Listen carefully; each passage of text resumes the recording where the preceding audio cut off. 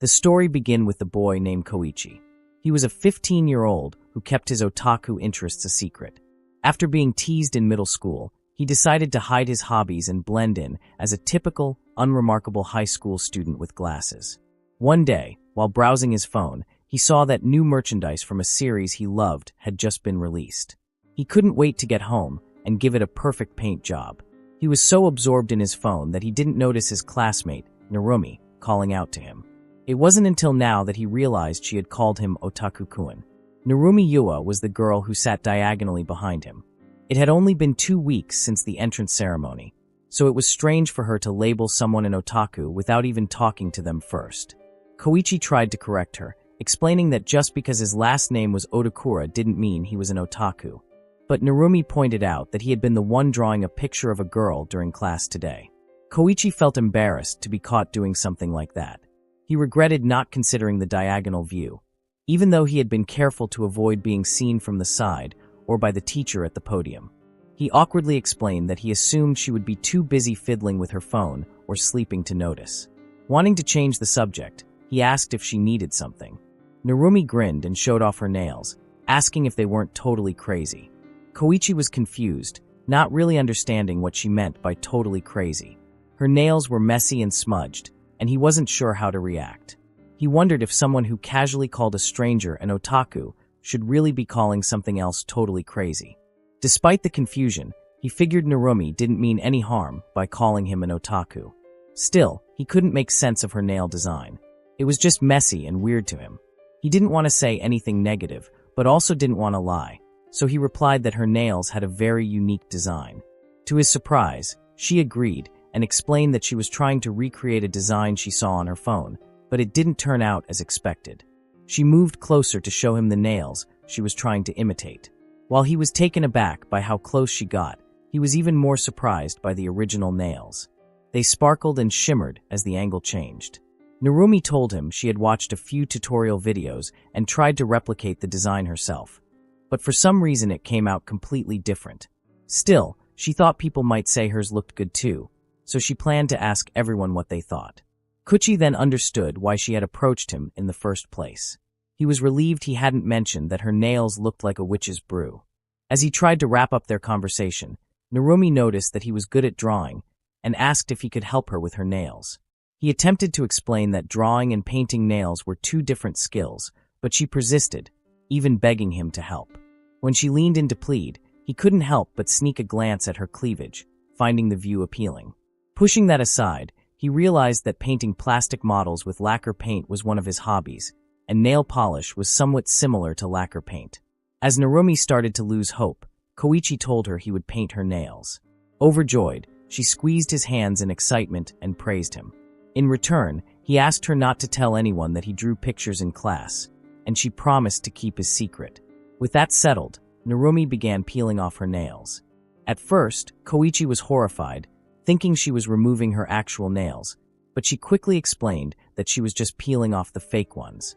It made sense to him that you could apply and remove them like that. She then offered to send him the picture of the design she wanted so he wouldn't forget. When she asked for his social media accounts, Koichi admitted he didn't use any. Fortunately, he had a Line account, so they connected through that app. Koichi was pretty excited. Even though 2 weeks had passed since school started, he hadn't exchanged contact info with any classmates yet, and now he had this girl's number.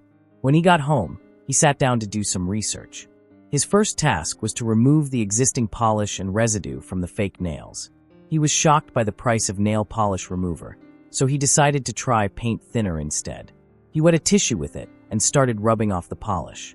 After 30 minutes, he finally got them clean, which took longer than expected. He reminded himself that applying too many layers would make removal much harder next time. Now, the next step was to paint the nails with plastic paint, but he realized that once he applied the paint, it wouldn't be possible to peel it off. He wondered if Narumi was okay with that, so he decided to text her to check directly. He didn't seem to like the first text he wrote, so he tried to make it sound more friendly, but that one made him sound really chummy, and she might tell him not to act so familiar. He was pretty indecisive about texting her, and at this rate, it would take him all night. He didn't even have any female friends, let alone anyone who was a girl. He had no idea how to talk to girls. He started checking the mangas he read to see some kind of scene he could reference. While he was flipping through the pages, his phone started ringing. It was Narumi, asking him if he was up. She also sent him a text that said she just got out of the bath with a cute selfie photo attached to it. Koichi couldn't help but scream. It was his first time getting a cute photo from a girl, and his heart was about to explode. He didn't know what to do, and he needed to send a quick answer because she saw that he viewed the photo. He immediately sent her a response, saying that he was awake and asking if it would be all right if the paint never came off from the fake nails. He felt like an idiot for writing a boring reply. Narumi responded that it would be perfect if the paint would never come off. Knowing that she was fine with it, he told her that he would get started on it. She asked how long it would take, and he said that he hadn't figured that out yet. He did have a dryer for plastic models there, so it shouldn't take very long to dry them. He responded to her that he could have it done tomorrow. She started praising him again and sent him lots of cute stickers. If she was getting this excited over this, he decided that he should get going on it right away. He told her that he was going to start now, and he might be slow to reply. He started working on the nails carefully while Narumi was thinking about him. The next day, he went to school pretty sleepy because he was still up all night working on the nails. He arrived at school earlier than usual, expecting it to be nearly empty. To his surprise, he found Narumi in the classroom. They were both taken aback by each other's early arrival. When Narumi commented on his early presence, he casually mentioned that he had woken up early. In reality, he had woken up early to show Narumi his new nails, and she had also woken up early to see them. While taking the nails out of his pocket, he stated that he was kind of proud of how those turned out. He showed her and asked how they looked. Narumi was taken aback by the nails because they were super cute. She wanted to put them on immediately. While Narumi was looking for the double-sided nail tabs in his bag, he realized that, seeing how happy it was making her, Koichi confirmed that the nail-making was a success. When she finally put them on, she was so happy and asked his opinion. He said that they were awesome indeed. She wanted to take a photo to commemorate, together by the window. He didn't even realize how she took the photo in less than a second. While she was choosing a filter to take more photos, Koichi realized that she was so soft and thought he was going to die. Narumi noticed that people were coming in now and showed them to him. It was about the time when most students arrived at school. Narumi's girlfriend from another class arrived, and she wanted to go and say hi to her. He told her to not mind him. When she left, Koichi felt sleepy again now that his tension was gone. Suddenly, he got a text message from Narumi. It was the photo she took, and she was telling him that he was really nice. With that, the secret relationship between Otakura Koichi and Narumi Yua began from that moment. But it was actually not that secret because Narumi immediately told everyone that he made them for her. Since that time Koichi had done the fake nails for her, Narumi and he had a few more chances to talk. But she was the girl at the center of everyone's attention, and seeing as he was just a regular boy, it wasn't like he could say they were especially close. Or so he thought. One day, Narumi came to him and stated that there was something she wanted to ask him. Something dead serious. She said that all day she had been waiting to find him by himself after school while blushing. Seeing her shy face, he thought she was going to make a love confession. His heart started bouncing like crazy, but all she wanted to do was show him the magazine's hairstyles. She wondered his opinion, so he responded that they were pretty good. He was acting like he was interested in hairstyles because he had read on the internet that it was important to talk to girls the same way they talk. She said that she had got a request. She wanted to do her hair like this too, so she wondered if he would like to help her. Koichi was shocked, but seeing her blushed cheeks and shy face, he couldn't help but promise to pour his heart and soul into it. He started to flip through the pages and found one that looked like the hairstyle of the heroine in this season's top anime. It was called Half Up.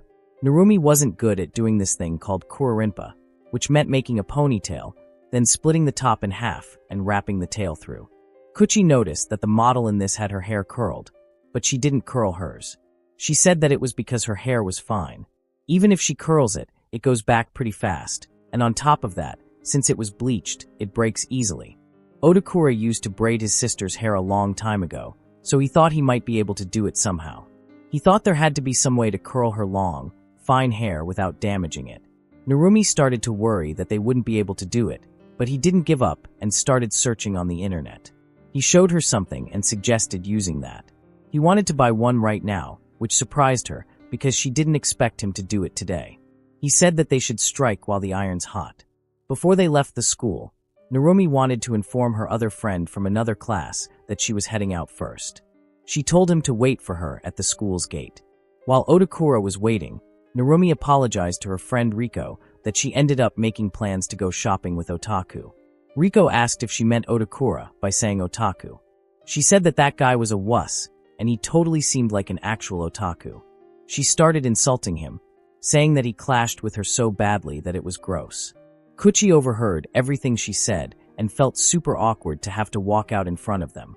But if he doesn't go through there, he can't get to the gate. He couldn't stop himself from thinking about how she found him gross. It made sense they would think of him like that as he was actually an otaku. He started to think about the possibility that he might just be annoying to Narumi if he was with her. He decided that it would be better to get out of there first. He started messaging her that something came up and he had to head home. But he stopped when Narumi told Riko that she was being weird. She said that he didn't do anything wrong and there was no reason to call him gross out of nowhere. Riko didn't expect her to defend Otakura and started flinching. She got embarrassed and ran away. When their eyes met, she glared at him with pure hate and left the school. Otakura felt pretty intimidated by being glared at by a girl he didn't know. Narumi started walking away. He realized that it would have been a lot easier for her to just talk it out with her female friends. Despite that, she got angry for his sake, even though he was someone who wasn't really that close to her at all. It was obvious that he clashed with Narumi. When he pulled it together and went to the school gate, Narumi greeted him like nothing happened. She wanted to get going. As Koichi made his way to the spot Narumi had found in the metro, he was really happy to see her acting like herself. However, that didn't change the fact that she had fought with her friend because of him. Aware of this, Koichi decided to make it his goal to be someone useful to Narumi. Even Narumi noticed his determination. When they arrived, Narumi couldn't help but scream because she loved this wig shop. Otakura's idea was to use extensions to make the style work. This way, Narumi's hair wouldn't be damaged and they could curl it. He was super nervous about feeling out of place before they came in there. But he felt super nervous about feelings out of place before they came in there. But he was calmer if he thought of it as a doll accessory store or the cosplay section at Animate. Animate was a nationwide chain store featuring anime goods and comics. They found the hairline extensions and quickly found the ones that were the same as her color. She picked the ones that were suitable for her hair, but Otakura stated that they weren't limited to that. Although it was true that using the same hair color wouldn't look bad, he suggested they get creative with the extensions and pick something with color gradation she wouldn't normally be able to have. For example, he picked pink hair and stated that by combining the color and hairstyle, they could achieve a truly splendid impression. On the other hand, by using white, they could create a striking note, while at the same time, the entire impression was more relaxed. Furthermore, the one that you picked out paired with the same hairstyle is just like that of the heroine in this season's top anime, who had hair with various gradations of white, although she was a fearless young warrior, and so on. Narumi listened to his words pretty carefully and found it hilarious how much he knew about this. He totally forgot he wasn't actually at Animate and started geeking out. She picked a few partial extensions that were also reasonable in price. Otakura said that they could even use the leftover money for add-ons. They spent a long time picking out various types of things from the store, and the next day everyone was shocked at how beautiful her hair was. She was getting compliments after compliments for her hair. As they walked together, she was so happy that everyone loved her hair. Going back to several hours earlier at the Narumi household, she was freaking out because she couldn't even do her hair while looking at the magazine. Luckily, Otakura thought this might happen, so he got up at 5 a.m. He said that he was heading out soon so that they could meet at the classroom and he could help her. He watched some videos on Kurinpa and managed to do it for her. When he finished the hair, she thanked him with all her heart because there was no way she could have done it herself. Otakura mentioned that there were some tricky parts to it. He suspected it before, but Narumi was not great with her hands. He said that her hairstyles always looked good on her, but today he really thinks she was on fire. She responded that he was no different. She noticed it yesterday after school, but he seemed taller. She noticed that he had been standing up straighter. She said that the extra height looked good on him. Otakura felt pretty embarrassed and could only smile politely. He then stated that he was an otaku and kind of unaware of how he looked to others. He had been deliberately acting humble because he didn't fit in this stuff, but maintaining that distance didn't feel right. He said that when he looked at her, he could feel like he could stand up straighter and walk taller, so he thought he would try paying more attention to his posture. But it was really hard. He was genuinely exhausted as he wasn't used to. She told him that his back was already rounded, so he must hang in there a bit longer. Although Otakura's good posture didn't last long in the end, the distance between them might still begin to close bit by bit. In the next scene, Otakura noticed the board that introduced the club activities. He recalled his teacher informing them that joining a club was not compulsory, but he thought if he joined an art-style club, he might be able to make some otaku friends. That was a great idea, since he haven't made any friends since he entered school, and the only person who ever talks to him is Narumi. But there was no way he could consider them as friends, because she was a girl. He told himself to distance himself from her, but he could not change his mentality so soon. He told himself that he was just a useful classmate, and he had only been allowed to walk by her side. While reminding himself repeatedly, Narumi called out for him. She said that she had been looking for him and wanted him to come with her. Otakura had no choice but to follow her lead. They cautiously peered through the door, trying to stay unnoticed. Otakura whispered that they looked incredibly suspicious and asked if they had any business with Class D. Narumi brushed off his concern, telling him to focus on the girl standing in front of the lectern. It was the same girl who had argued with Narumi when they went shopping for hair extensions, her friend Riko. As they watched, a boy approached Riko and asked if she had seen the soccer match last night. She mentioned that she had watched it with her younger brother, and they began chatting about the game. Narumi quietly filled him in, explaining that the boy's name was Yoshida, and he was the most popular guy in Class D.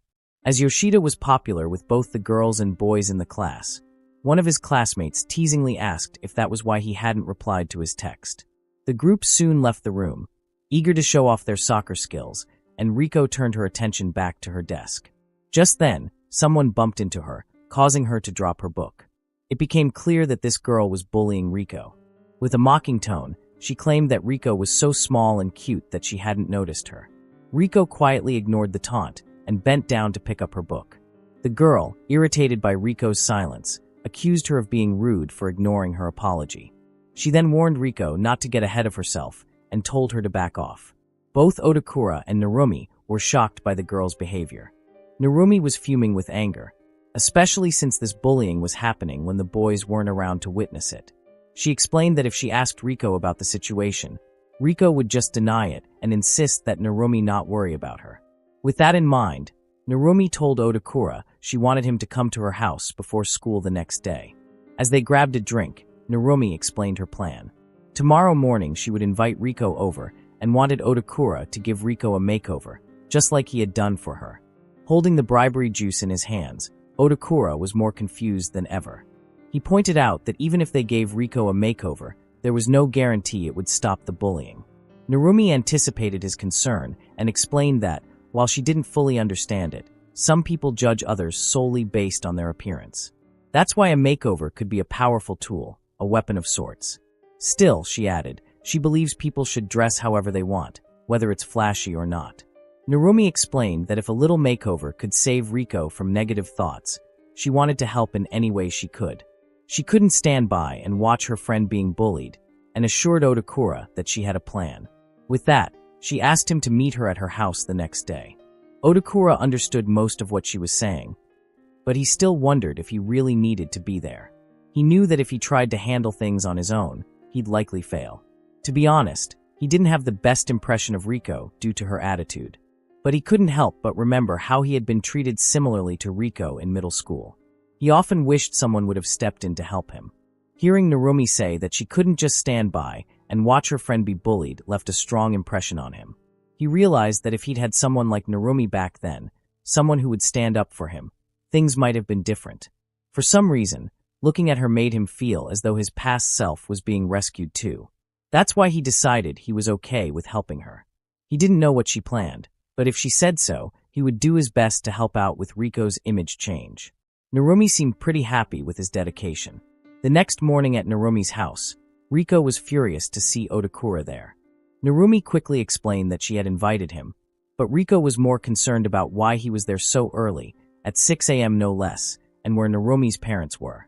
Narumi casually mentioned that her parents were on a business trip, as they had been traveling a lot lately.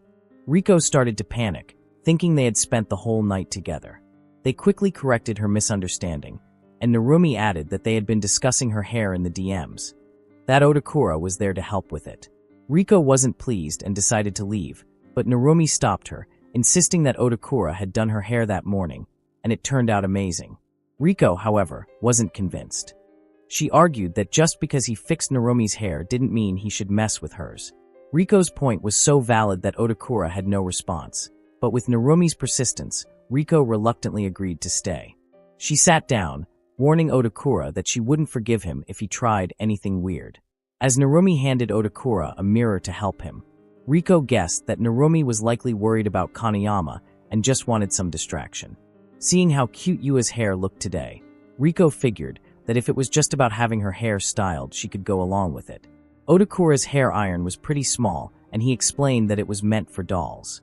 Realizing this would take forever, Riko offered to lend him her own iron. Then, to the girl's surprise, Otakura asked if he could borrow some makeup. Both girls stared at him as if he were an alien. Narumi asked if he was planning to do makeup, and admitted she wasn't sure he could pull it off. Otakura explained that when she mentioned an image change, he assumed makeup might be involved, so he had studied some makeup tutorials when he got home the previous night. Narumi was thrilled and impressed by Otakura's dedication, eagerly suggesting that they do makeup too. As she showered him with praise, Riko couldn't help but feel a bit uneasy. She wondered if it was really a good idea to trust her entire image to change to someone who was still just an amateur and a bit clumsy. First things first, Otakura suggested starting by making Riko's hair straight. He asked politely to lend him her hair clip, and the hair straightening process started. Riko pretended to understand it because Narumi was there, but she was wondering if this guy was really able to do hair and makeup. If he makes it a weird hairstyle, he would beat the crap out of him. Before using the hair iron, he asked her to tell him if it got too hot. Riko then realized that if he made a mistake in doing her hair, she would get burned too. It can't be helped, so she decided to hold back for a little bit. And she started to feel sleepy because of how early she woke up. She realized that she was going to fall asleep because the iron was so warm. When they woke her up, all her hair was straight, including her curtain bangs. She started freaking out because she didn't expect herself to change this much. Narumi agreed and mentioned that Otakura was amazing. He was pretty good at blocking and using the clips. He stated that he only used to do it because he needed the doll wigs. He was even a little worried since Riko was swaying back and forth. But it was good that she wasn't making any fierce movements. Riko realized that this guy had serious marriage skills. Otakura informed Riko that since she had woken up now, they could do her makeup before finishing her hair.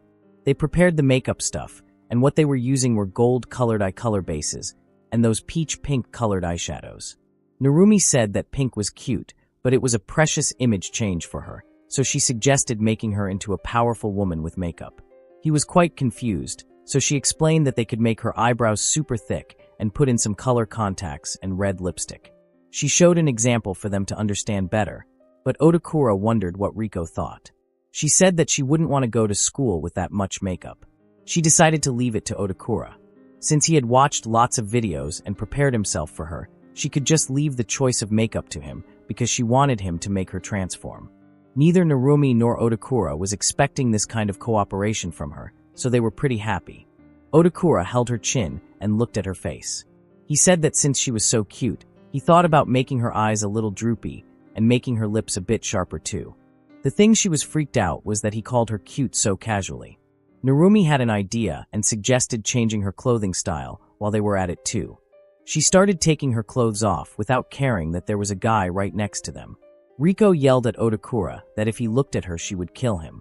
He said that he wasn't looking, but he was, in fact, peeking behind his fingers. After a while, they were done with makeup and Narumi suggested clipping her hair. In Otakura's opinion, even covered bangs were good in their own way. The alarm for the school rang, and it was time for them to go. Narumi told Riko that she was a different person today, so she should have faith in herself. Now it was time to prank her whole class. When they entered the school, everyone was shocked at how the girl who always had a head was so different now. They started questioning if she had always been that cute. Yoshida was among those who had a hard time recognizing her. He stated that she looked so good. The other girls praised her eyes and said she looked like a doll. The reason why her hair looked like a doll was because of Otakura's doll hobby. And since Riko's hair fit perfectly, it ended up going very well. Riko mentioned that dressing up like this was so cold because her outfit was not something she would wear in April. He said that she would warm up if she moved and suggested playing soccer, proving that his mind was always on soccer. Kaneyama came and started bad-mouthing Riko again, calling her a brat and claiming that she was getting ballsy since she was surrounded by boys. Narumi had enough of her and grabbed her to the hall. She pushed her to the door and scared the hell out of her. She told her that she could hear her and told her to stop bullying Riko. Kaneyama acted like she was clueless as to what she was saying, but Narumi told her that she didn't need to play the confused card.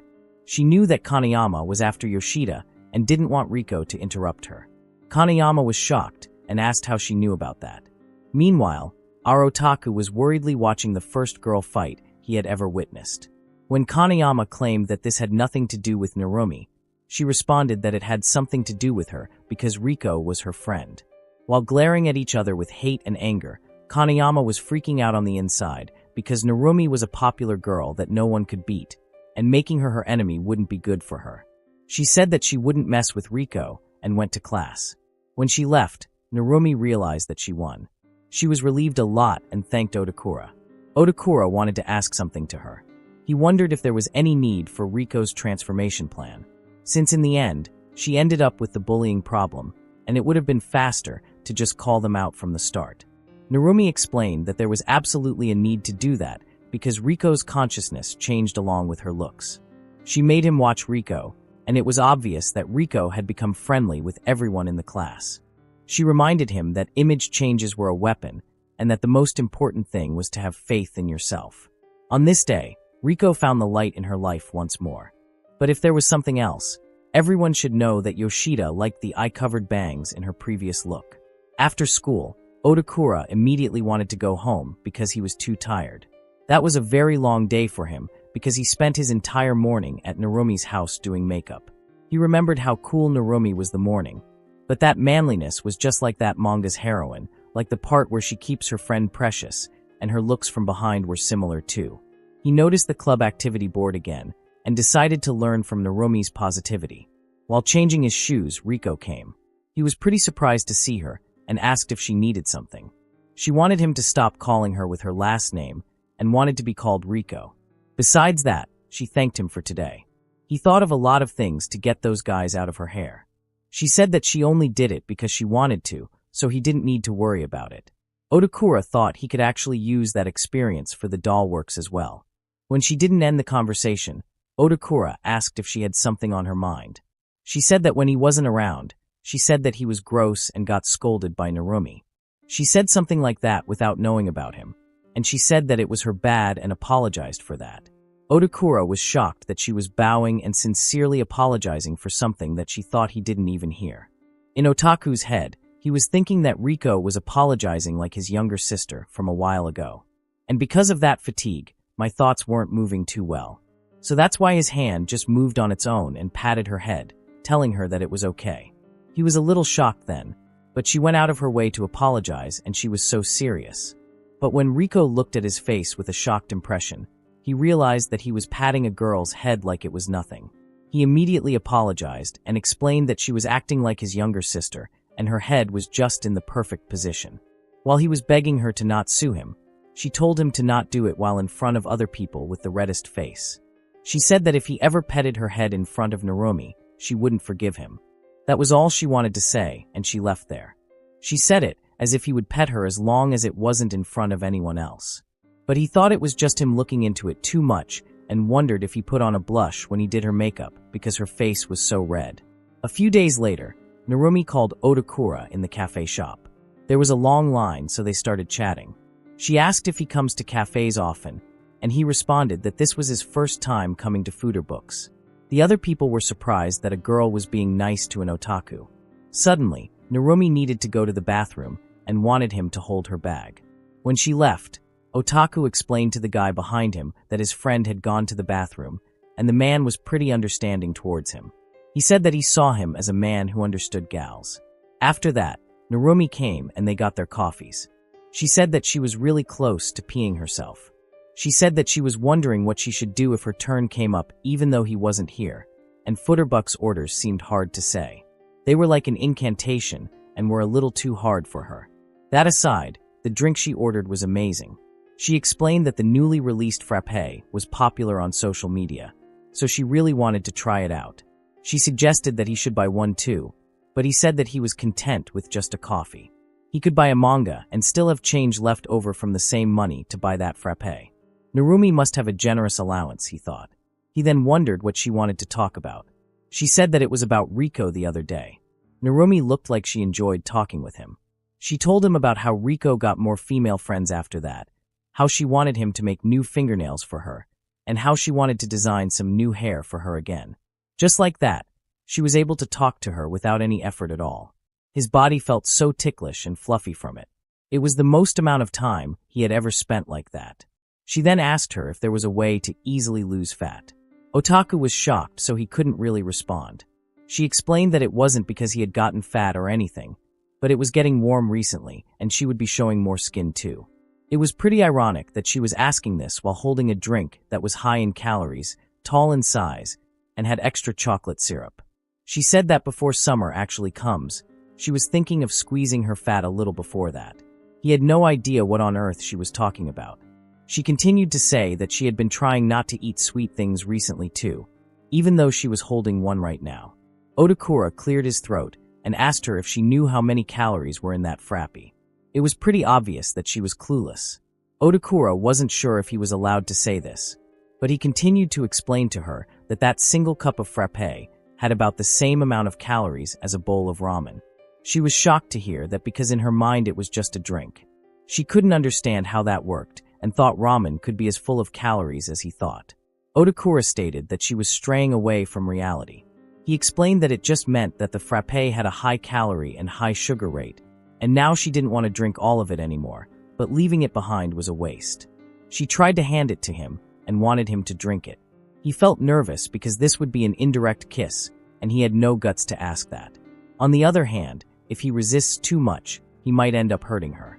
He gratefully took the frappe and started drinking it. While he was drinking, her face got red and she said it was an indirect kiss, but she said it so quietly that he couldn't hear her. He thought Narumi wanted more and asked if she would like some. If they split it between the two of them, the calories would be lessened. She decided to just have one sip of it and started sucking the straw. She said it was delicious, and he agreed with her even though he was so nervous that he didn't even taste it at all. In the next scene, a month has flown by since Otakura Koichi started high school and he finally got a break. The Golden Week was here, and his plan was to catch up on all the anime he had missed, read some manga, play some games, and build some models. He also had to take care of his dolls. As he was trying to figure out what to do first, his phone buzzed and he had a new message. It was Narumi asking if Riko and Otakura were free for a shopping date. Since it was already May, she wanted to see the new spring and summer outfits. Riko was surprised by this sudden invitation from Narumi. Riko thought it wouldn't be bad to look for some new adult-like clothes, so she said she could come and asked if Otakura was free. Otakura felt nervous when he saw that Riko was coming.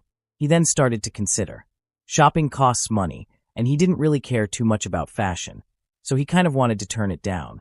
But when Riko said Otakura needed clothes to hide his otaku nature, he got mad and told her that he had normal clothes too. Narumi wanted to see how he dressed casually, so she wanted a picture. He decided to prove that he could wear a casual outfit and ended up putting on a good suit, thinking that today was the only time he could go so far.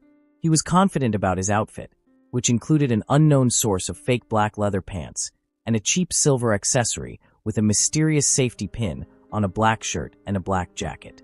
Unlike what he thought, he looked very much like an otaku. Narumi said that it was his fashion, so he could wear whatever he wanted.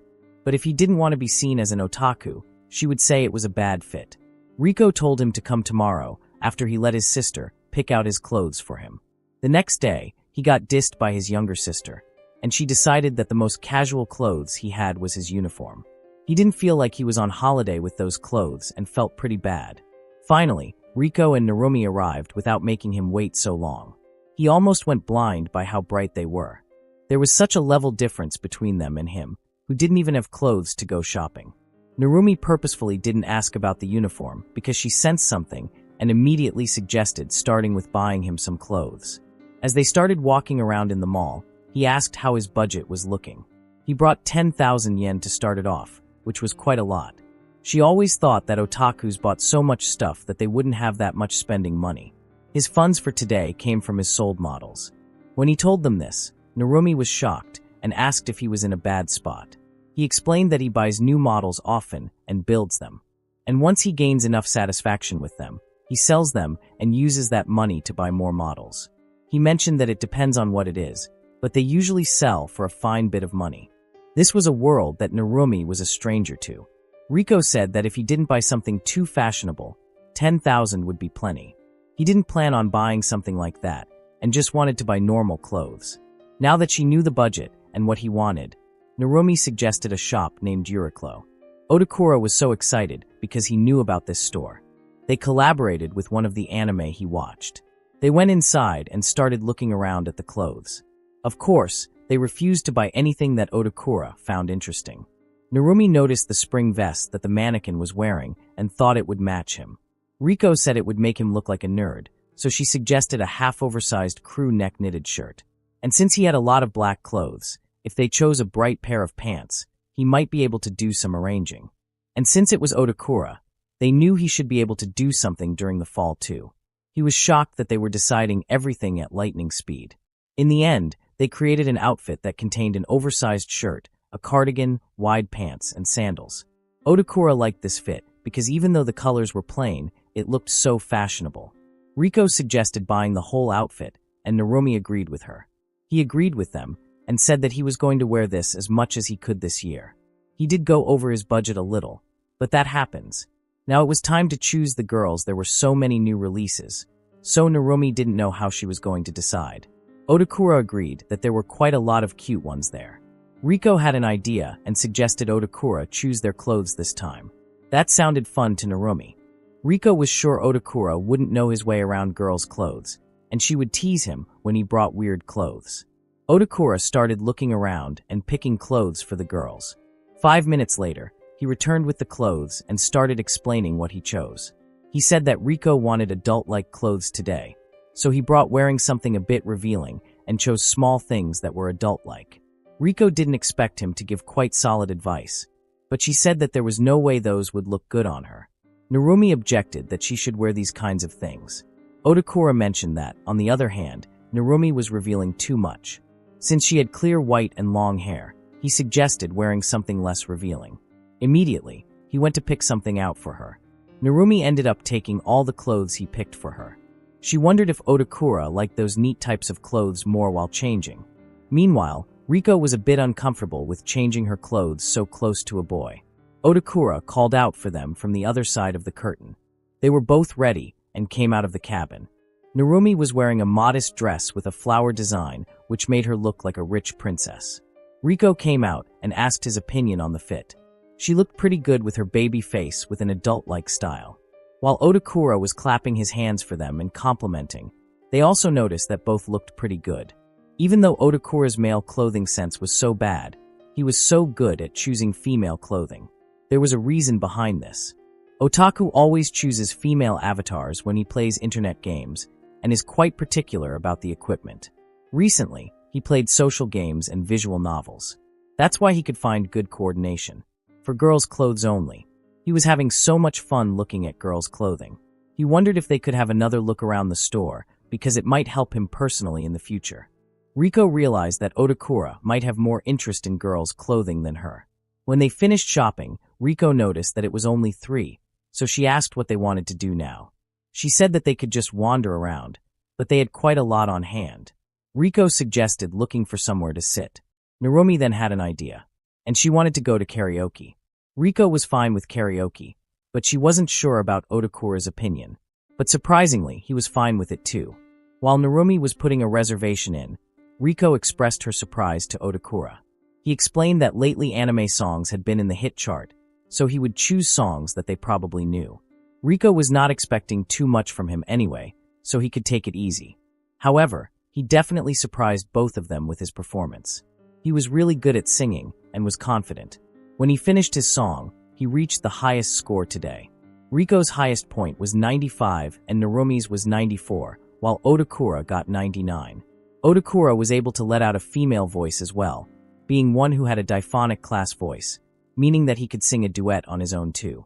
He was surprised because his sister acted grossed out when he sang at home, but here, he could sing as much as he wanted. He wanted to do his best singing the female part too, but before that part, Riko wanted to join him because she knew the song. Judging by his reaction, Riko thought he was unsatisfied. Eventually, they started singing together, and Otakura realized that it was fun when they sang together. Narumi was cheering them both as they finished. As they put all their efforts together to sing the song perfectly, they were pretty thirsty and drank everything that was on the table. Narumi decided to go refill the beverages while they received their points for the duet. It was a full score. They were totally taken aback by this result and clapped their hands with thrill. Riko wanted to take a picture before it disappeared to show Narumi too. As Otakuru took lots of pictures, Riko glanced at him. He noticed her face and asked if something was wrong. She asked if she got a good score, and he confirmed her. She then asked if he had to do something. She then bowed her head. Otakura was puzzled at first, but then realized that she could be telling him to pat her head. At this moment, Otakura remembered a time when a wild kitten got attached to him. With the hope of her not getting angry, he gently petted her head. While petting them, Riko reminded him to not do that in front of Narumi. Otakura didn't know when the appropriate time was to stop petting her head. He wondered if he was meant to continue petting her until she told him to stop. Thankfully, Riko told him to stop when the door opened and Narumi came with the drinks. Even though they weren't doing anything, they still panicked and didn't know what to do at first. Before she questioned them, they showed her the pictures they had taken. Narumi wasn't really suspicious of them, but she still noticed Riko's face because it was so red. She asked if she was okay, and Riko tried to explain that it was because she was holding it in and excused herself to go to the washroom. When she slammed the door, Otakura thanked Narumi for the drinks and asked if she would like to have a duet as well. But Narumi had different plans because she asked if he was petting Riko's head just then. As he froze there like a statue, Narumi giggled. She got a full view from the other side of the door before she entered the room. She said that she knew what was going on and he wanted to pet Riko's hand. As he couldn't find anything better to say, Otakura said he would pet her head as well if she wanted to. He was puzzled as to why she was questioning him like that. Hearing his response, Narumi leaned on him and wanted him to pet her too. He couldn't believe he was about to pet her head, but then realized that the position they were in was pretty uncomfortable for a head pet because he would have to bring his arm around her back. Besides, if Narumi didn't get away from him, he would get seen petting her by Riko, and he would have to explain that Narumi saw him petting her head, and then their little secret would come out and Riko would get angry. This was worse than hell for Otakura. He couldn't afford to bring down the mood after such a fun day today, so he decided to do exactly what Narumi wanted him to do. He brought his arm around her neck and started petting her head. While doing that, Narumi stated that it was a bit harsh that he called Riko Riko while calling her Narumi. He explained that it was because Riko wanted him to call her that. She said that she wanted him to call her Yua from now on, and he agreed with her. Seeing him so nervous like that, Yua couldn't help but burst into laughter.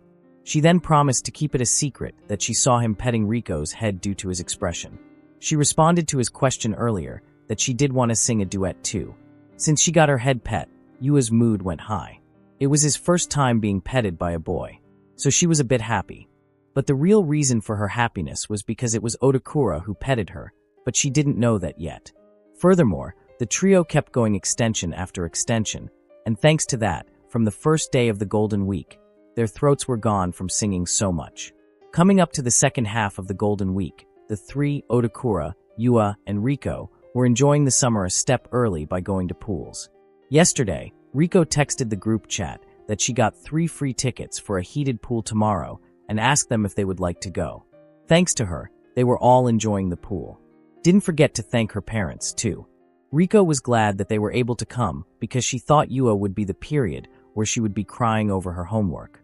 Yua didn't even know if they had any homework. She then wondered why Otakura was taking so long to get ready. Riko suggested going towards the changing room.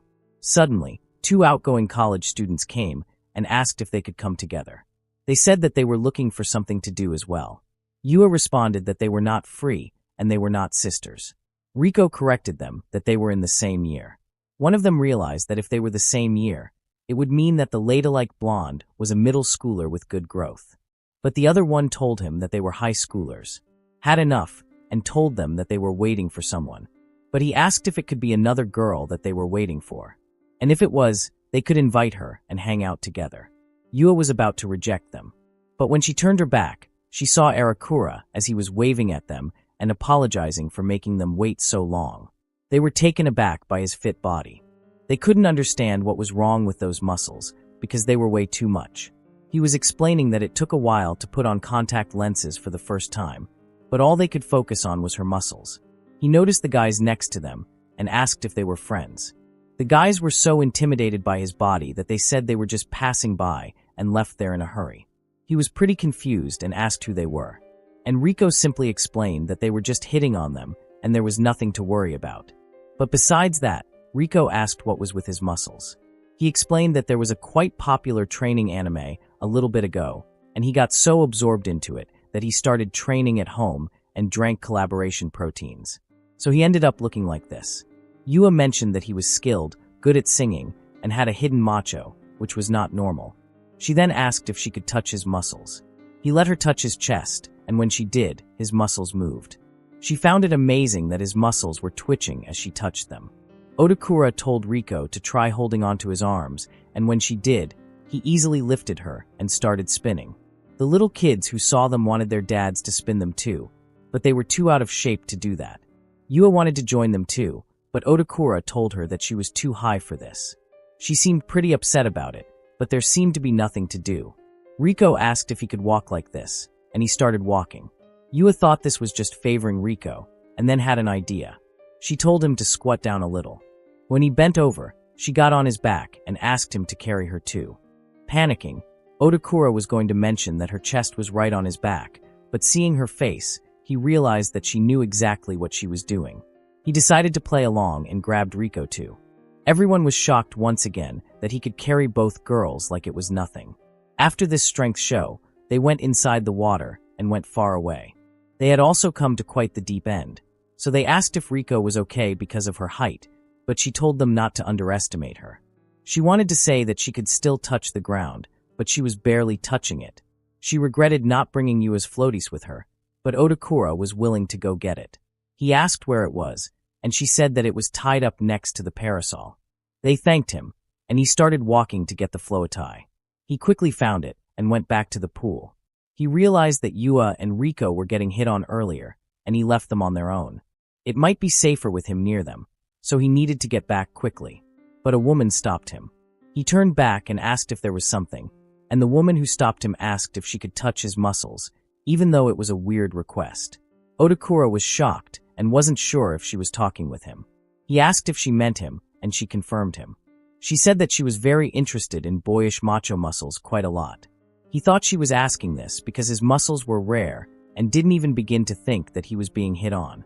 She thought he was rejecting her, but he said that he needed to head back. When she insisted that she was going to touch it just a little bit, he seemed pretty indecisive.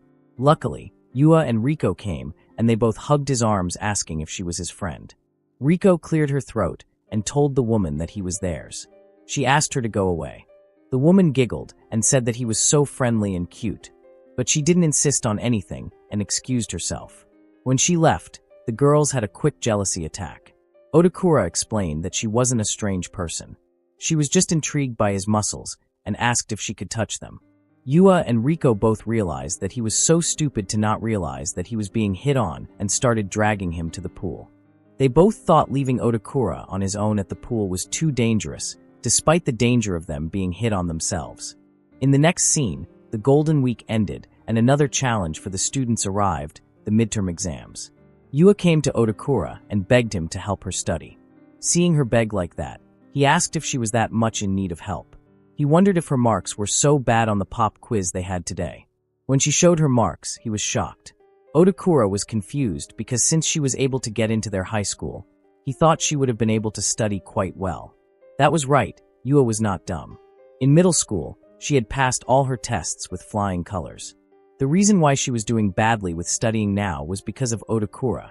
As long as she had time, she would get treated by Otakura, and she experimented a lot with her hair and nails. As she scrolls through Twitter through the night, she often sleeps through her classes, and with that, her grades suddenly drop. She said that their school was quite easy on how they dress and their hair, as long as their grades weren't terrible. That was the reason why she chose this school. But if she failed the midterm tests, she would have to change her hair and her skirt length, which was a nightmare for her. Otakura mentioned that even if he taught her, he wasn't great at studying either. She said that she was way better than her failing. She continued to beg him, so he had to accept helping her. Yua got so emotional and hugged him very tightly for not abandoning her. Otakura warned her that there were still people in the classroom, and they were looking at them. The guys were pretty jealous of Otakura for being hugged by Yua. Riko came and saw them like that. They explained the situation to her, and she agreed that Yua needed to study. Yua was thinking of going to the library, but Riko said that it was jam-packed. They can't chat in the library, so she suggested doing it at home. Yua suggested going to her house, and he was okay with that. Riko was impressed that she invited him like it was nothing, and he was going with her like it was nothing too, and she agreed to go with them as long as they didn't act lovey-dovey in front of her. With that being said, the after-school study session began. Although it began, Yua's studying ability was very grave. Otakura couldn't keep up with this only on weekdays, so they decided to come back there on the weekends and teach her everything in large amounts. And here they were on a Saturday, at Narumi family household doorway. She rang the bell, and Yua and Riko welcomed him. Riko noticed that Otakura had quite a load today. He said that it was his secret weapon for the day. When he checked the tests she took, he noticed that she was getting most of the answers right. It was the basics of basics, so it wasn't that important. Yua gave up on the basics and wanted them to teach her the bare minimum, and she was fine as long as she didn't get failing grades for 3 years. Otakura responded that they cannot do that. Since it was already late, he was teaching her everything in one go. If she forgets everything he teaches her, she will fail from the next time onwards. And if that keeps on happening, she will repeat a year. Yua did not want to repeat a year and graduate properly. Riko told her not to worry because even if they were in different grades, she would still stay as her friend. They triggered her by saying that she could call them senpai. After the teasing ceremony ended, they spent their day studying and eating instant ramen until Yua had enough and her body started cracking so much. Otakura decided to take a break and took out the secret weapon he brought.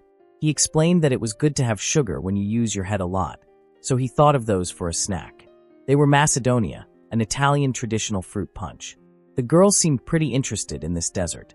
When they asked if he bought it from somewhere, he responded that he made it himself. A manga he liked had the recipe, so he tried to copy it and made some. However, all he did was cut up some fruits and put some jelly inside. His younger sister liked it a lot, so he thought it would taste good. He gave them spoons and let them taste them. They both loved how it tasted and praised Otakura. Riko noticed that he wasn't eating, and he said that he had a taste when he was making it, so he was fine. The truth was he only had 2 jars, so he couldn't make enough. Riko didn't accept this and told him to open her mouth. He was shocked, but when she told him that it would be hard for them to enjoy it if he was the only one who didn't eat it, he had to open his mouth and let her feed him. Yua, who was watching them with a shocked face, stopped them because that was an indirect kiss. Riko told her that they were not grade schoolers anymore and not worried about something like that. Yua didn't say anything back, so she decided to feed him too. Otakura froze for a moment, so she thought he didn't like that she already ate some and was about to cry. He eventually opened his mouth and let her feed him and thanked her afterward. Riko watched them blush and wondered if Yua was embarrassed because of an indirect kiss. But she was always flaunting her chest and legs, so there was no way she would be embarrassed over something like that. She decided to stop overthinking it and continued eating her dessert in silence. Otakura decided that it was time to go back to studying. Just like that, with the help of Otakura and Riko, Yua successfully passed the test the following week, and the reason why she was able to focus so well was because she wanted to distract herself from the indirect kiss. However, that was a secret that Yua would keep forever. On a certain day in May, Otakura asked Yua if she was free this Saturday. She eagerly responded that she wasn't doing anything and asked what they were going to do. She thought she was rewarded for not failing the midterm test, but he asked her to study over at his place. To confirm what she had just heard, She asked if they would study even though the study period was over. Otakura responded that this time she got lucky with what they taught her, but they needed to study all the basics again for the next tests. When she said she might not be free on Saturday after all, he told her that he was not going to help her with her term-end exams and asked if she was okay with that. Yua had to agree to study and asked if it wasn't a bother for his parents. He said that his parents were on vacation and his younger sister was sleeping over at her friend's house, so there was nothing to worry about. The classmates who overheard him inviting Yua were shocked. When they settled everything, Otakura stood up to go home. Yua remembered that he started club activities and asked what club he joined. He said that it was the second literature club. Otakura decided to imitate Yua's forward personality and decided to join a club just the day before. He first went up to the literature club room. However, the director of the literature club informed him that they mainly focus on club activities about poetry and novels instead of anime. Anime and stuff should be in the manga research club, but they get a lot of new club member applications, so they already closed new applications already. And there was also the second literature club, which was a little more niche. She didn't know if they were doing anything this year. It was a small club where all the main club members graduated. She heard from a rumor that it was still continuing with 2 first years from last year. Yua was pretty surprised to hear that he joined that mysterious club with no first years. He said that the people were quite niche, but they had the same interests. After Otakura left the class, Yua had an idea, and she started looking for the second literature club room. When she found it, she wasn't really sure if she was at the right place, because it sort of looked like a storeroom. He opened the door and asked if anyone was there. There were 2 guys in the room, and they started panicking because they thought she might have misunderstood them. They were calling each other brother, and tried to rationalize that it was their club's activities to look at some shady pictures. Yua froze and tried to understand what kind of club this was. They finally asked her what she needed from them, and she said that she came here to ask about otaku. They of course didn't understand that she was talking about Otakura and started freaking out about a blonde-haired gal calling them otaku and wanting to see them. She tried to explain that she didn't mean it like that, and since it was so confusing, she told them to tell her their names. The chubby one was Chobam, and the other one was Engine, because apparently his engines were at full power. Even though they were not related by blood, they were calling each other brothers. Chobam said that she may have noticed their unique way of speaking, which was a respectful 2000s Akihabara culture that should be loved. It was called Y2K, and they thought gals would be into it too, but you didn't care about it at all. She never thought it would be this strange. She asked if there was a club member named Otakura. Chobam responded that he was indeed enrolled, although he had requested not to come today. Yua said that she just wanted to talk to them about Otakura and asked if she could ask them some questions. They agreed to listen to what she was going to say. In the next scene, it was Saturday, and Otakura cleaned everything in the bathroom. He had checked over and over again that there was nothing strange on the floor and hidden everything that might be weird if she saw it. He looked around and didn't see anything that he missed, but this didn't help him with his worries. He knew it was too late to be thinking this, but inviting a girl over when no one else was home was unthinkable. There was no way an otaku like him could even be in the sights of Yua, but today was a study session, so all they were going to do was study. The doorbell rang, and he went down so fast that he almost fell. He welcomed Yua and noticed that she was holding a suitcase. He thought this was quite a lot of luggage and wondered if she was planning on staying over. Yua stated that she wanted to get changed. He was shocked that she was planning to do that here. She confirmed him and started pushing him outside. She told him not to worry, and she would call him back when she was ready. When she closed the door, Otakura started wondering what was happening because he thought girls get changed as soon as they get to someone's house, although he was wondering what she was getting changed into. While wondering, Yua opened the door and told him to come back in. When he entered the house, he did not expect her to wear a maid dress and welcome him by using the word master. Otakura was shocked, but he had no idea what she was trying to aim at. Yua thought he would get it as she was wearing a maid's clothes, but he said that he got that it was a maid. But the reason why he didn't get it was because he didn't know why she was wearing them. When he asked who told her to dress up like that, she responded that it was Chobam and Engine. She asked them how she could thank him for helping her study, and they said a maid would be the best option and even lent her those clothes. Otakura had so many questions, like when she asked them why they had made clothes. She said that she wanted to thank him, and to do that, she was going to service him today. She also added that Chobam and Injin showed her lots of images to understand what a maid should do. Otakura was shocked, and just hoped that they showed her the safe ones. He realized that Yua was way too on board and that he could not stop her. He decided to request something simple and end this pretend maid thing. He asked if she could give him a shoulder massage when they finished studying. She agreed to do that right away, but he reminded her that he said when they finished studying. Moving to the next Monday, Otakura was scolding Injin and Chobam. Apparently, they didn't think that she would go with what they had said to her. While Chobam was trying to calm him down, Injin realized that he was in the same room as Yua. They began to force him to tell them what happened because they were sure something definitely happened. When Otakura told them that nothing happened and there wasn't anything, he recalled the moment when she said his shoulders were quite stiff. While massaging him, she asked if he had worked a lot recently. Since he was hunched, she leaned on him and told him that she was going to make sure to give him a thorough massage. Thinking about that made him blush, and he had to admit that something had happened. All the things aside, the maid clothes that the two prepared were slightly enjoyed by Otakura. In the next scene, Yua asked Otakura if his group for the excursion had been decided. Yesterday in the homeroom, they had to make groups of 5 or 6 boys and girls. It is quite a high hurdle to jump for an introvert like him. Yua was wondering what happened, and he explained that Otsuka invited him. So he was in a group with 3 boys right now. She also invited her friends, so she suggested joining their groups together. And it sounded like a good idea to Otakura. He decided to check with Otsuka if they could meet up with her group. The season turns to June for the Autumn Flowers high schoolers. It was the first out-of-school study session. It was a season for excursions. When they were gathered, US said that their class didn't have anything to do after looking at the local castle ruins. It was 11 a.m. and in front of the castle ruins park. Atsuka said, even though they said it was just free time after they looked here, everything was way too easy. Going and wondering what high schoolers were doing, taking an excursion in their hometown. The other members tried to stop him from saying stuff like that. They haven't done much, but other classes have gone quite far.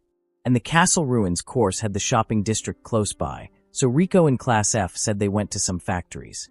He showed him a photo of them, and Atsuka seemed calmer. A member named Kanda told Otakura they were thinking about going to the game center, and asked what he was going to do. He said that he planned on going shopping with Yua, and Yua said she was borrowing Otakura. While walking, the boys commented that going shopping with Yua Narumi was amazing. And not only was it Narumi, but the Murata sisters were also with her today. Meanwhile, Otakura asked the Murata sisters if it was okay if he was with them. The girls were completely fine and were pleased to meet Otakura. The older one was named Kanon Murata, and the younger one was Cheyenne. Those twin girls were sisters who stood out, and they were Yua's friends. Class B was also assigned Castle Ruins, so they grouped up immediately. Cheyenne mentioned that they were fine with anything, but wondered if he was okay. Kanon also wondered if it wasn't boring for him to shop with girls. Yua immediately explained to them that having Otakura was a must because he had a great sense of picking things out for girls. She showed her nails and hair, and told them that Akara was the one who chose her nails and did her hair for the day. Kanon said that this was perfect because they were going to see some extension and told Otakura to keep an eye out for them. Otakura mentioned that by going straight into the shopping district, they would find the store he went to with Yua last time. Seeing him talking to them like that, Yua realized that this was the perfect chance to show the Murata sisters how amazing Otakura was. She couldn't even hide her grin because she was so excited. When they arrived at the hair shop, Yua was still thinking about Otakura. He might be a bit self-conscious at first, but if they all stayed together, she was sure he would get used to it. Meanwhile, Kanon asked Otakura why one was cheaper even though they were the same color. He explained to them that it was because of the quality of the hair. The ones that said they could withstand higher temperatures for hair irons were a bit more expensive. When they asked if they should buy the expensive ones, he told them that that wasn't always the case. He said that if they don't want to change the forms, they should buy the cheaper ones. Yua listened to them carefully and realized that Otakura was getting used to talking to girls. She couldn't imagine him talking friendly with girls, but she always saw him on his guard in the classroom unless he was talking to her. She wondered if Otakura gained immunity to flashy girls because of her. She wasn't wrong. Thanks to Yua's efforts, Otakura had become less scared of girls, and he thought if they were Yua's friends, they wouldn't be bad girls, and was able to speak quite smoothly with Murata sisters. So, this situation was pretty much entirely Yua's fault, however. Yua was a bit jealous. She was the one not out of the loop, and this was not a good thing. She called Otakura over and told him that she wanted to see some accessories after this. Otakura was puzzled because during the public holiday in May, he thought she bought lots of clothes and accessories. He then had an idea and thought he figured it out. He thought she was trying to make a situation to make them even friendlier because she saw how well he treated the two. He said okay and promised to make sure to exceed her expectations. Moving to the next store didn't change anything because he was still surrounded by the Murata sisters again. Otakura found very cute piercings and said that the older sister should have gold, and the younger one would look better with silver. They also felt like it matched their skin tone as well. They complimented Otakura as he was looking over their personal colors too. Meanwhile, Yua was frowning. Cheyenne noticed her face and whispered to her sister to look at her. It was clear that she was in a bad mood because she wasn't even trying to hide it. Kanon wondered if it was because they were hogging Otakura, and Cheyenne agreed with her. And if she was jealous that they were hogging him, it means Yua and Otakura might be dating. They thought they were completely screwing them over and felt the need to apologize to Yua along with returning Otakura. They made a plan and told Otakura and Yua that there were so many people outside and that if she walked out of the store, she might get lost. So all they could do was hold hands and walk together. Seeing them walking away from the store holding hands, Yua and Otakura were both confused. They told them to hold hands too because becoming lost and calling for help here would be so uncool. Yua's face started blushing and she tried to stop them, but they were already walking away. She apologized to Otakura on behalf of the Murata sisters, but then mentioned that it was true that it would be bad if they got lost. Otakura froze there like a statue. He started to freak out on the inside because he didn't know what she meant. He calmly agreed that if they were late to the gathering point, it would cause trouble for everyone else. Yua was trying to calm down while wondering if it was her fault for getting frustrated over her hands, or if Otakura was way too calm thinking about the group. Otakura was not better than her because he was also thinking about how comfortable Yua was about holding hands. While they both tried to keep calm and figure out what to do, Yua reached his hands and stated that if he was okay with it, she didn't mind at all. Otakura was surprised but then told her that he was okay with that too if she didn't dislike it. With that, they held hands for the first time. As they both tried to process their feelings, Yua was the first one to be able to talk and suggested chasing after the Murata sisters. He agreed with her and wondered where they went. While they were walking, the Murata sisters were watching them in secret. Even though they were the ones that kicked them off, it was too good. Leaving Otakura aside, Yua's reactions were unexpected. It was confirmed that her feelings were true. After taking lots of pictures of them, they decided to leave them alone until the gathering time came. In the next chapter, Otakura and Riko were watching a movie together. When the movie ended, he asked Riko if she was okay, and she said that it made her cry more than she thought it would.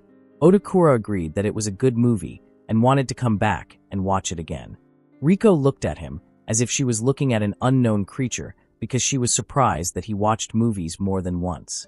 He explained that he had to watch good movies more than once to have different perspectives. The next day at the second literature club, Yua came in panic and asked if they could go to the movies together.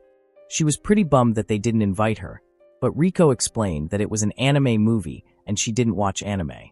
She knew that, but she thought they could give her a nudge at least. She told her that they went off on a whim and apologized. Riko meant to go with her younger brother, but he had to do something last minute. Meanwhile, Chobam and Njin were discussing how the second literature club became a hangout area for outsiders. But Chobam wasn't uncomfortable with that since this situation was what happens in youth animes after school hours. While doing today's club activity, which was to put on labels, Otakura and Riko started discussing the movie. He mentioned the theme song, and Riko said that the lyrics made her think about what was going to happen from here onward. Yoha couldn't stand them talking like that. But if they went to the movies alone, this would make it a date. Even though Otakura held hands with her the other day, he was going on dates with Riko. She started to feel dizzy just thinking about this. Seeing her so upset, Riko apologized again and explained that she didn't know that she wanted to go to the movies that badly. She told them to be sure to let her know next time. Yua's fuzziness didn't end there. A few days later, Kanon came and mentioned how Otakura had become quite the popular guy. At the class, everyone was gathered around Otakura's desk and was asking him to pull up his sleeves a little more. They were pretty surprised because they thought he was an otaku, but seeing those biceps made them reconsider. They all thought he would be super skinny. Kanon told Yua that they didn't know since he had long sleeves, but Otakura was quite the hidden macho. She asked Yua if she knew it, and she casually said that she knew that Otakura was amazing when he stripped. The whole class, including Otakura, was shocked that she could say that so comfortably. Kanon had to ask if they had gone that far, but Yua was confused. Otakura stepped in and explained that he went to a heated pool with her and Rico from Class B. Yua then realized what she said and started blushing. She tried to explain that she didn't mean it in a weird way. Kanon had seen them together a lot recently, so she just assumed. Yua was still trying to explain herself, but the way she didn't help her get out of this weird situation at all. Otakura felt bad that Yua was in trouble because of him and felt the need to get everyone's attention somehow. The only thing he could think of was to show everyone what she meant, so he took off his clothes and told everyone to look at him. His plan was a success because everyone was focusing on his muscles instead of Yua. She was quite surprised but didn't say anything. That day it started raining after school, and when Otakura was about to head home, he saw Yua waiting at the entrance because she didn't seem to have an umbrella. Yua asked about his club activities, and he explained that there was no activity because of the tests. He asked if she had forgotten her umbrella, and she said yes, and asked if he could let her in until the station. While opening his umbrella, Otakura reminded her to look at the weather forecast in the mornings. He also informed her that it wasn't a big umbrella, so she might get wet. She thanked him and responded that she would just cling to him so she doesn't get wet. While clinging onto him, she thrusted her melons, which made him pretty nervous. Even if it was because of the rain, Otakura felt like they were a little too close. And something smelled good too, and he could feel her breasts. Even though they held hands the other day, Yua used a lot of skinship. He suddenly wondered if she would do this to other boys too, and this made his heart start itching. Yua noticed him and asked what was wrong. He tried to gloss it over, but she insisted and started to worry that she was a bother asking to be led into his umbrella. He said that this wasn't true, but she still wondered if he was holding back because he was so kind. Otakura suddenly told her that if she was calling him kind, she was kinder than him. She questioned this sudden statement, but he said that he always thought that. Since he was an otaku, he was always called gross in middle school, but she never looked at him that way. Since she always talked to him so casually in class, everyone else talked to him as well. Yua interrupted him and corrected him that he wasn't gross at all. He was always helping her out and helped with Rico's image change, and he was a good person. If he was calling himself gross, the people who called him gross just because he was an otaku would be even worse. Otakura didn't expect her to be so defensive towards him and repeated that she was still very kind. When they arrived at the station, Yua mentioned that she needed to go by the shop so they would split up there. Otakura assumed that she was going to buy an umbrella, so they said goodbye to each other. When Yua turned her back to him, she started to wonder. She should be feeling happy seeing him making more friends, but she had felt strange since the other day and didn't know the reason. She opened her bag and took out the umbrella she said she had forgotten. Feeling guilty for lying, she told herself that she was not kind at all. In the next scene, their English teacher Aloha informed the class that he marked their tests and was going to give them back before they go home. They told them to come and get them in the order of their seat numbers. When Otakura and Yua looked at their results, Yua asked him how he did on the test. Seeing Yua's facial expression, Otakura knew that she wanted him to ask her back. He responded that he didn't do too badly and asked her about her result. She calmly showed her results and told him to look at it. He said that all of them were about average. To be honest, all of them were just below average, but she was doing better than before, so he had to keep praising her. So she kept that drive to study. Rico came and showed them her results, which were way above average scores. Yua was shocked and felt super provoked. To trigger her more, Rico asked Otakura if he would rather have a girl with a good test score or a girl with a bad test score. Otakura calmed them down and took them outside. While walking home, Yua mentioned that since their end-of-term tests were done, all that was left was the summer break. Otakura mentioned that they had career counseling afterward too and preparations for the cultural festival. Rico's class was talking about that too. They had decided what to do before the graduation ceremony using the first half of September and the summer break. Yua asked Otakura what he wanted to do at the cultural festival. He hadn't thought much about it, so Yua suggested thinking about it together and making sure to give it their all. Otakura almost said, there wouldn't be much point if someone like him gave it their all. He may have nearly made a slip of the tongue, but if he said something like that, Yua would be sad. So he just matched her energy. Riko wished to be in the same class as them and hoped they would be in the same class next year. And so, they decided what to do during the culture festival and held the graduation ceremony. Summer break starts tomorrow, but there is one final event left in July. Yua came to Otakura and asked if he was free next Friday. He was, but wondered if something was going on. She said that next Friday she and Riko would go over to his house, so he should make sure to stay free.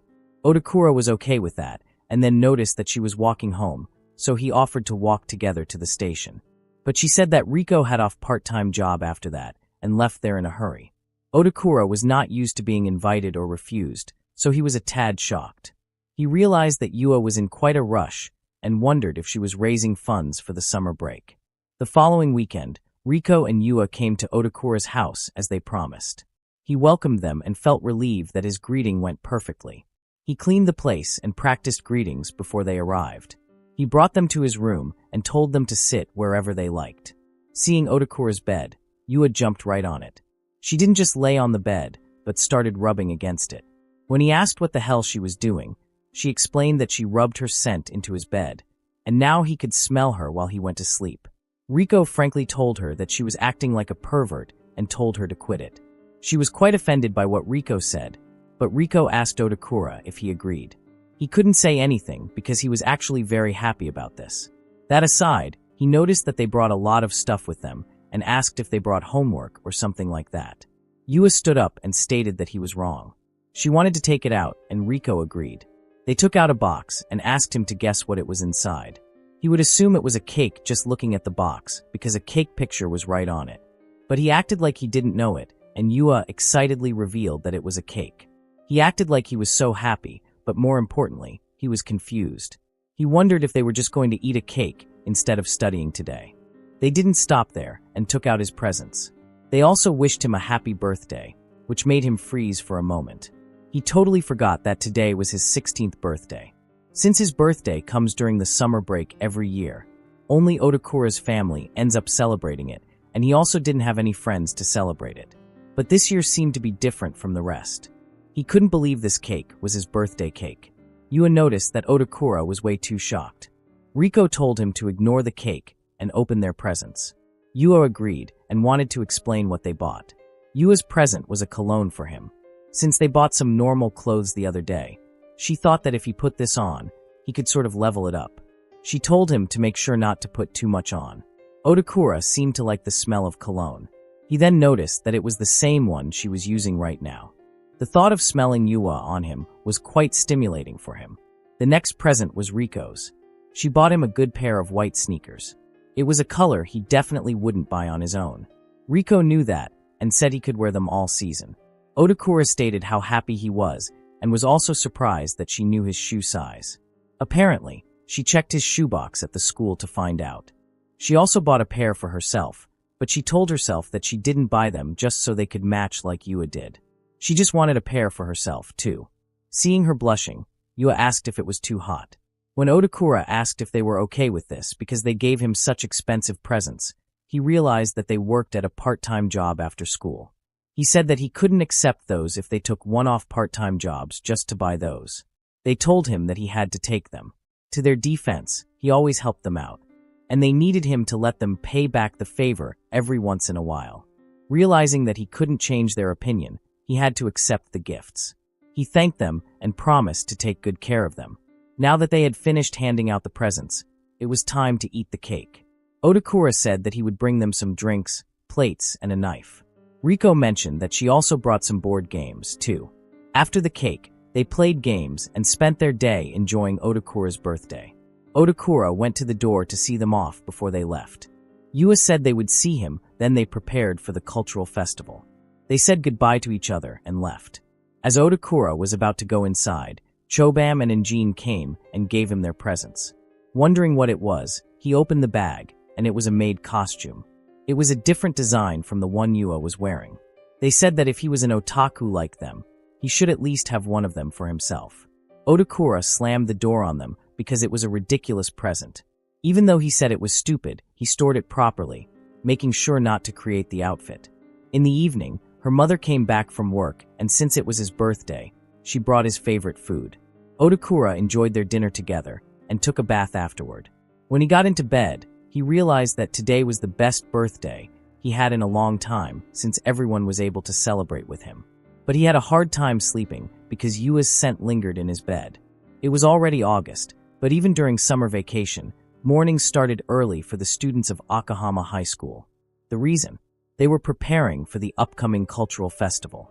Otakura rushed into the classroom where his classmates, buzzing with excitement, eagerly asked what he had brought. He explained that he had prepared small, medium, and large versions as examples. His classmates were surprised that he had finished so quickly. The reason Otakura had captured everyone's attention. Holding a Shinsengumi outfit, dated back to before summer break, their teacher had announced that their class's project for the cultural festival would be an end-of-the-Edo period cafe. The concept was well received by the boys, who found the historical period intriguing. However, the girls were not as enthusiastic, feeling the theme leaned too much toward masculine elements. They also wondered what role they would play in such a cafe. The plan was to dress up in costumes and serve customers. But if they were recreating the end of the Edo period, they needed to wear Shinsengumi uniforms. The problem was, they didn't know what to do with the costume arrangement. Some of them suggested buying online, but they were so expensive. There was no way they could all afford this, so they had to come up with a new idea. Yua had an idea and remembered that Otakura could make clothes. No one expected her to bring that up. Instantly, the class's attention shifted to Otakura and Yua.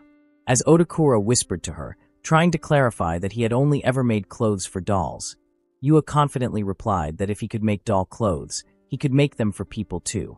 With curious eyes on him, Otakura quickly explained that he had never sewn clothes for people and wouldn't be able to make outfits for everyone. If they were serious about it, they'd have to sew the costumes themselves. Surprisingly, that was more than enough for the class. They were eager for Otakura to teach them how to sew, and they were confident they could handle it. The enthusiasm was so high that Otakura couldn't refuse. Meanwhile, Yua stood to the side wearing a satisfied expression that said, "This was my idea." In a calm, collected tone, she told everyone to relax and let Otakura finish explaining. But the class was already in chaos, bombarding him with questions, asking if he could make Western-style clothes too. They surrounded him so quickly that Yua couldn't even see him anymore. That's how Otakura ended up in charge of the costumes for the cafe, which is why he came to school with those samples. It had taken him about half a month to finish his work, and his classmates were impressed with the results.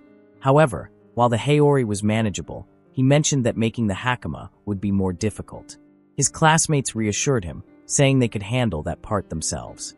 They could probably borrow a few pairs from the kendo club. The girls from the archery club also offered to lend a hand. Speaking of the girls, Otakura realized he hadn't seen any around. The boys explained that they were in the staff room, picking up supplies. After brushing off the mention of the other girls, they teased him, asking if he was looking for Narumi. He denied it awkwardly, which only led them to ask if he was dating her. He denied that too, but they pointed out that the two of them were always together. He explained that it was just because Yua was naturally friendly with everyone, but they insisted it wasn't true, pointing out that Yua only had a nickname for him. Another classmate chimed in, adding that Narumi didn't usually get close to just anyone. It was then that Otakura realized he might have been misunderstanding something all along. Still processing their words, Yua walked into the classroom and asked if someone had called her. Trying to calm himself, Otakura mentioned that since the sample costumes were finished, he wanted everyone to try them on. Yua, surprised at how quickly he had completed them, immediately wanted to try hers. Once she put it on, she said it really made her feel like they were at a cultural festival. As Yua chatted with the others about costumes from other classes, she noticed Otakura quietly staring at her. Concerned, she asked if something was wrong. He panicked and quickly said it was nothing, though he had accidentally been staring because of the strange things everyone had been saying earlier. Kanon, noticing the situation, had an idea. She pointed out that they still needed to buy a few more things to complete their preparations, and suggested that Yua and Otakura go shopping together. They both seemed tense about this idea. Kanon reminded Otakura that he already wanted to look for materials for the costumes and small bits. He couldn't find any excuses not to go with Yua, so they were about to head to the store. But before they left the class president stopped them and wanted to go with Otakura. Her name was Tukamitsu Ayaka. She said that she did have the responsibility of managing their funds, so it would be better. She turned to Yua and asked if it was okay, and she nervously agreed with her. When they left, Kanon apologized for not being able to help her. 3 hours passed, and Otakura and Ayaka were still outside. When the boys said they might having a lot of fun and having tea, Kanon tried to stop them. Yua already heard them. She was looking out the window and noticed that Otakura and Ayaka were returning. Yua was happy that they had returned, but seeing Otakura and Ayaka so close together didn't sit well with her at all. When Ayaka almost stumbled, Otakura caught her just in time like a hero, and they both started giggling like a couple. Yua couldn't believe what she was seeing. As they entered the classroom, Otakura noticed Yua frowning. Trying to lighten the mood, she suddenly mentioned that she wanted to go to the pool soon, then suggested beach camping and seeing a movie. Hearing her list all the activities she wanted to do with him, Otakura laughed and pointed out that they couldn't possibly fit all that into a single summer. He was about to ask if something was bothering her, but then he noticed the expression on her face. Her eyes were welling up, and she looked like she was about to burst into tears. Before Otakura could figure out what was happening, Yua quickly took Murata with her and left the room. Confused and concerned, Otakura was left wondering what could be wrong. In the next scene, Otakura is thinking about Yua and her class breakdown. Something was off about her during the cultural festival preparations today, and she seemed kind of strange. It was normal for her to suddenly get excited, but she never got upset when he turned her down. He thought it might be because they haven't done any summer activities yet, and she was probably dying to do something like that, but he was wrong. He tried to look for something summer-like from a light novel, but he failed. He then had an idea and sent their group chat if they would like to light some fireworks at a nearby park tomorrow night. Riko had to refuse since her relatives were here, but Yua agreed. She even asked how many rockets they were going to shoot into the sky. He thought that was something Yua would say. Seeing her answer causally made him think that she might just be in a bad mood during lunch. The next day, they bought fireworks and headed to the park. Yua was in high spirits. Otakura suggested they light half of the fireworks now and invite Riko to join them next time. Since the park was in a residential area, they could only use handheld fireworks, and they needed to finish by 9 p.m. When they arrived, a few people were already there, and Yua was buzzing with excitement. Otakura went to fill up a bucket with water. As he was doing so, a nearby family watched him and told him to take his time. He thanked them but was puzzled, wondering if they were worried the fireworks might be too noisy. What he didn't know was that the family thought he and Yua were a young couple. With water and fire ready, Yua asked which firework Otakura wanted to try first. She picked out the pink one, while Otakura opted for the one that changed colors 4 times. Yua lit up the fire, and she was pretty happy with how it turned out. She started jumping around and asked him to take a picture quickly. She then suggested having a sparkler firework match. Otakura accepted her challenge, and they started. Even though Yua was so competitive, she lost immediately. After a bit of playful competition, Yua asked if she could light the biggest fireworks. She sat down and tried to light it, but it wouldn't ignite. Just as she was wondering if it was a dud, Otakura came up behind her to help. However, she lost her balance and fell backward onto Otakura. In an attempt to catch her, Otakura instinctively reached out, but his hands ended up on her breasts. Both of them were so shocked that they froze for a moment. Though it looked like a hug, Otakura was painfully aware of where his hands were. He knew he needed to move, but with Yua leaning on him, any sudden movement could make them both topple over. As he cautiously moved his hands lower, he realized Yua wasn't saying anything. She eventually turned her head slightly and commented on how clear the stars were. Surprised by her calmness, Otakura followed her gaze and looked up at the stars, still unsure of what to say. He said that the one they could see right now was the summer triangle of Deneb, Vega, and Altair.